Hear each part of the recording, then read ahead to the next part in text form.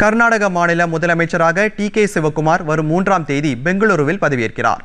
கர்நாடக முதலமைச்சராக இருந்த சித்தராமையா பதவி விலகியதைத் தொடர்ந்து பெங்களூருவில் நேற்று காங்கிரஸ் சட்டப்பேரவை உறுப்பினர்கள் கூட்டத்தில் அக்கட்சியின் புதிய சட்டமன்ற குழு தலைவராக டி.கே. சிவகுமார் ஒருமனதாக தேர்வு செய்யப்பட்டார். காங்கிரஸ் மேலிட உத்தரவின்படி சித்தராமையாவை தொடர்ந்து டி.கே. சிவகுமார் வரும் 3ஆம் தேதி முதலமைச்சராக பதவியேற்க உள்ளதாக காங்கிரஸ் பொதுச் செயலாளர் கே.சி. வேணுகோபால் தெரிவித்துள்ளார்.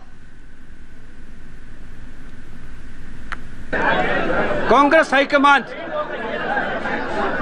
suggested the name of D.K. Shivakumar, Deputy Chief Minister, as the leader of Congress Legislative Party.